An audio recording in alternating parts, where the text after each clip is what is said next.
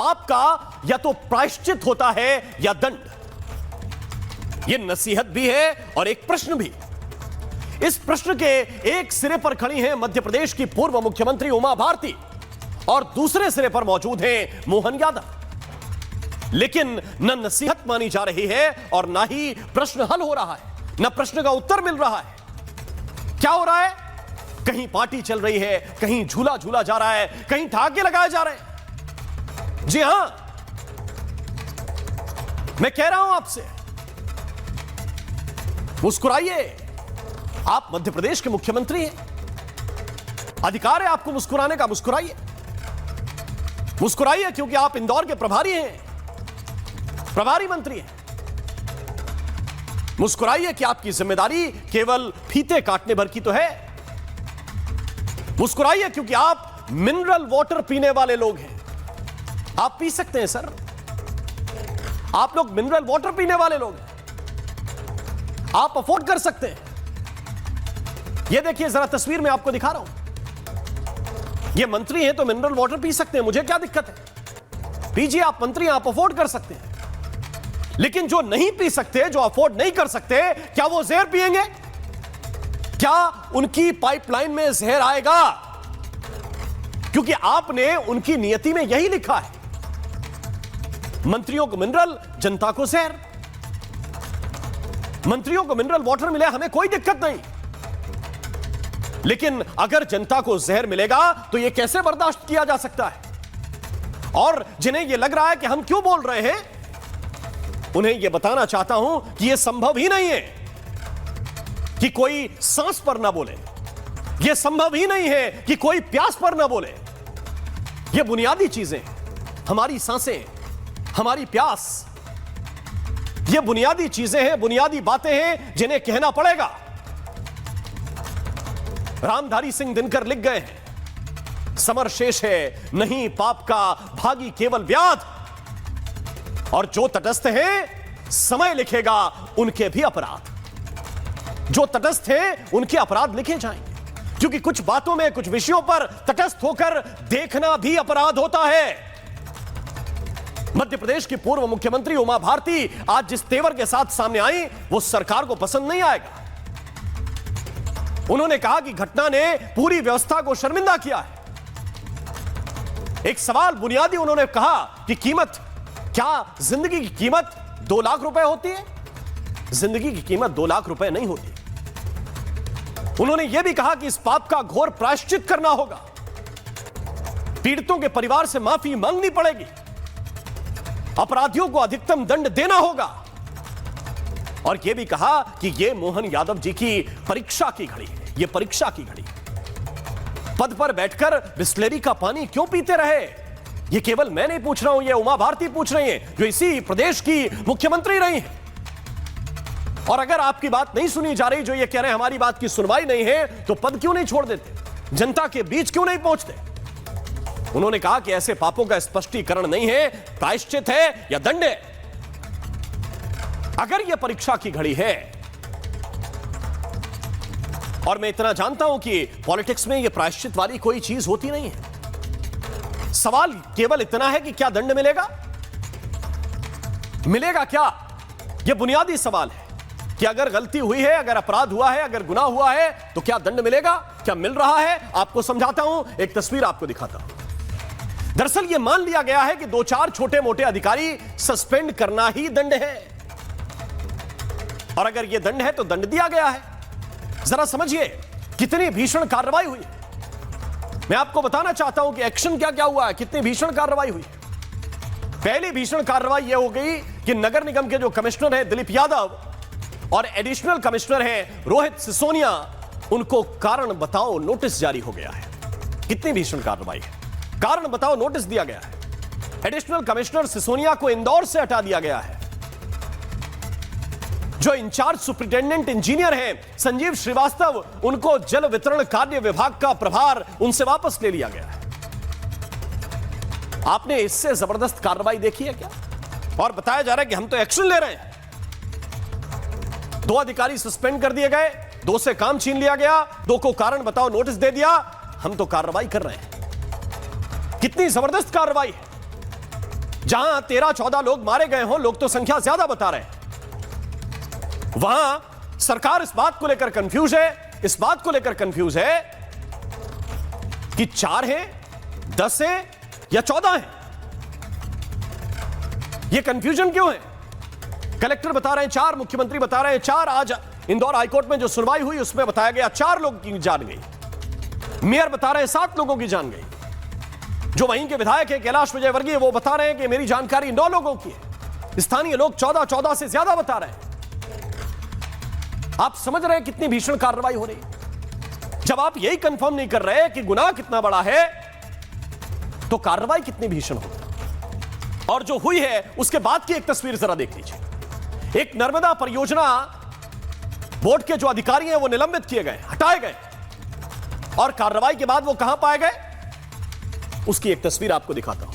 ये मेरे सहयोगी विवेक है, जिनसे बात कर रहे हैं। ये वही नर्मदा परियोजना अधिकारी है, नाम है संजीव श्रीवास्तव। ये हटाए गए हैं और हटाए जाने के बाद ये अधिकारी आकाश विजयवर्गीय से मिलने पहुंचे। आकाश विजयवर्गीय से। ये आकाश विजयवर्गीय कौन है? इंदौर के लोग जानते हैं। ये वाले आकाश विजयवर्गीय हैं। इस वक्त ना ये विधायक है ना मंत्री है, लेकिन हटाए जाने के बाद आकाश विजयवर्गीय के साथ मीटिंग हो रही है। इनकी केवल इकलौती पहचान यह है कि ये कैलाश विजयवर्गीय के बेटे हैं। पहले विधायक रहे, अब नहीं है। और इनकी सबसे प्रसिद्ध तस्वीर इस वक्त आपके सामने है। ये बल्लेबाज विधायक रहे। ये बल्ला लेकर नगर निगम के अधिकारी को सरे बाजार अपने दोस्तों के साथ गए और पीटते हुए देखे गए, बल्ले से वार करते हुए। अब सवाल यह है कि वो हटाए गए जो अधिकारी हैं मिस्टर श्रीवास्तव, वो इनको जाकर क्यों रिपोर्ट कर रहे हैं? इनसे क्या पूछ रहे हैं, क्या बता रहे हैं? ये कौन सी सेटिंग है? सवाल तो यह होना चाहिए कि टेंडर को 100 दिन डिले क्यों किया गया? यह तस्वीर मैं आपको दिखा रहा हूं। 100 दिन इस पर कुंडली मारकर अधिकारी बैठे रहे, जो आनन फानन में मिनटों में टेंडर क्लियर कर दिया गया। 29 तारीख को, उससे पहले 100 दिन रोक कर रखा गया। और केवल कारण बताओ नोटिस से बात हो जाएगी क्या? केवल बचाए जाने हैं क्या? हटाए जाने के बाद नई नियुक्ति कैसे पानी है, क्या यह आकाश विजयवर्गीय डिसाइड करेंगे क्या? दोस्तों, इंदौर की नियति में यह समस्या जो आई है दूषित पानी की, यह दूषित पानी की समस्या जो सीधी जहर बनकर आई है, वो पहली बार नहीं है। रिपब्लिक भारत पर कुछ महत्वपूर्ण बातें मैं आपको बताना चाहता हूं। प्रदूषण नियंत्रण बोर्ड की एक पुरानी रिपोर्ट यह बता रही है कि इंदौर के 59 इलाकों में पानी पीने योग्य नहीं मिला था। बोर्ड ने नगर निगम को 3 बार चिट्ठी लिखी थी। इस रिपोर्ट में 60 में से 59 सैंपल फेल पाए गए थे। 2016, 2018, 2019 पानी के अंदर कॉलीफॉर्म बैक्टीरिया तब पाए गए थे और बाकायदा प्रशासन ने इसकी पुष्टि की थी। नगर निगम को इसकी जानकारी दी गई थी। इसके बावजूद ठोस कार्रवाई नहीं हुई। और मैं फिर कह रहा हूं एक चीज दावे से, यह फिर से अगर प्रदूषण कंट्रोल बोर्ड बैठ जाए, फिर से सैंपल ले, तो कई इलाके ऐसे मिलेंगे जहां पर पानी पीने योग्य नहीं मिलेगा। और इसलिए कुछ बुनियादी सवाल हैं। उन बुनियादी सवालों को अगर कोई फोकट बताएगा, तो सवाल तो फोकट का ही होता है ना, जवाब होता है वजनदार। सवाल तो जरूरी भी हो सकता है, गैर जरूरी भी हो सकता है। वजन पैदा होता है जवाब से, कि आपने जवाब क्या दिया है। वजन पैदा होता है आपके कद से, आपके पद से, और वो वजनदारी आपको बड़ा बनाती है। लेकिन केवल यही बज रहा है जो बज रहा है। अभी देखिए, कोई घंटी बजा रहा है, कोई घंटा बजा रहा है। सवाल फुकट के और जवाब में ये वाला वाद्य यंत्र जो आपके सामने हो रहा है। अब प्रदर्शन कांग्रेस के लोग कर रहे हैं, लेकिन ये जो बुनियादी सवाल है साफ पानी को लेकर, इसको लेकर चुप होकर नहीं बैठा जा सकता। यह बुनियादी बात है। एक छोटी सी रिपोर्ट मैं आपको दिखाना चाहता हूं, इसके बाद चर्चा की शुरुआत करूंगा। 10 साल के बाद हुआ मुझे बेटा। दावा विकसित भारत का है, लेकिन सच्चाई यह है कि लोग सिर्फ एक घूंट पानी पीकर मर रहे हैं।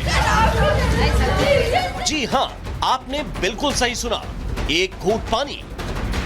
ये वो इंदौर शहर है जिसे 8 बार से सबसे स्वच्छ शहरों का तमगा मिलता रहा है, लेकिन किसी ने यह नहीं सोचा था कि इसी इंदौर में स्वच्छता को पीछे छोड़ पीने का पानी लोगों की जान ले लेगा। इंदौर में मौतों का सिलसिला बढ़ता जा रहा है, लेकिन सियासतदान अपनी पीठ थपथपाने में कोई कमी नहीं छोड़ रहे हैं। सबसे पहले आप इन तस्वीरों को देखिए और समझिए। इंदौर के कलेक्टर साहब कह रहे हैं कि 4 मौतें हुई हैं। मुख्यमंत्री मोहन यादव भी 4 का ही आंकड़ा दे रहे हैं। इंदौर के मेयर पुष्यमित्र भार्गव का आंकड़ा 7 मौतों का है, तो मंत्री कैलाश विजयवर्गीय और ज्यादा कंफ्यूज हैं। साहब 9 मौतों की बात कर रहे हैं, लेकिन इन सब के उलट स्थानीय लोगों ने 14 मौतों का आंकड़ा बताया है। मौत के आंकड़ों पर भ्रम है। किसी के पास 4 का आंकड़ा है तो कोई 14 मौत की बात कर रहा है, लेकिन सवाल यह नहीं है कि मौत कितनी हुई है। सवाल यह है कि जिम्मेदार कौन है और कौन सा सच छिपाया जा रहा है। आखिर पूरा प्रशासनिक अमला किसे बचाने में लगा है? हाईकोर्ट ने भी इस मामले में संज्ञान लिया है। अगली सुनवाई अब 6 जनवरी को होगी। इंदौर के भागीरथपुरा में पानी मौत की वजह बना हुआ है। लोग परेशान हैं, किसी को कुछ समझ नहीं आ रहा। रिपब्लिक भारत की टीम ने जब ग्राउंड जीरो पर जाकर लोगों से बात की तो सुनिए लोगों ने क्या कहा।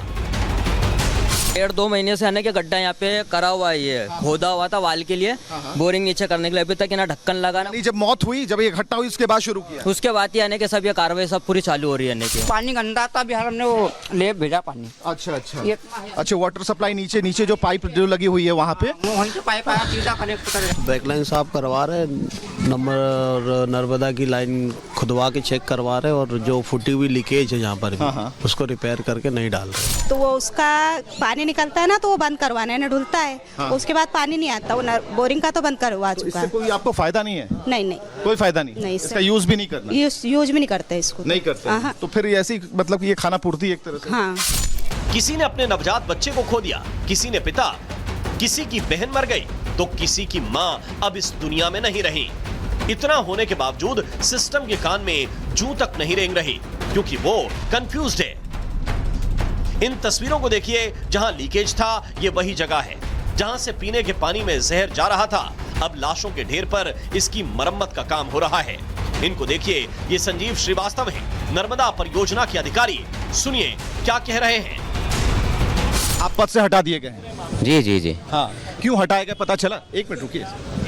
मैंने कहा कि मुझे आपके माध्यम से ये जानकारी मिली है। हाँ, तो ये जानकारी मिली, क्यों हटाया गया, कुछ तो बताया गया? ये इतना बड़ा घटनाक्रम हुआ है, जो ये दुर्भाग्यपूर्ण घटना हुई है, इसके पीछे यही वजह है। शर्मिंदा है आप? बहुत शर्मिंदा है। स्वच्छता के तंबों से सजा इंदौर आज पीने के पानी की बुनियादी सुरक्षा पर जवाब ढूंढ रहा है। जांच जारी है, लेकिन सवाल वही है, क्या जिम्मेदारी भी तय होगी? जांच के बाद सच सामने आएगा, लेकिन तब तक ये सवाल जिंदा रहेगा। क्या स्वच्छ शहर होना सुरक्षित शहर होने की गारंटी है? Bureau report, Republic Bharat.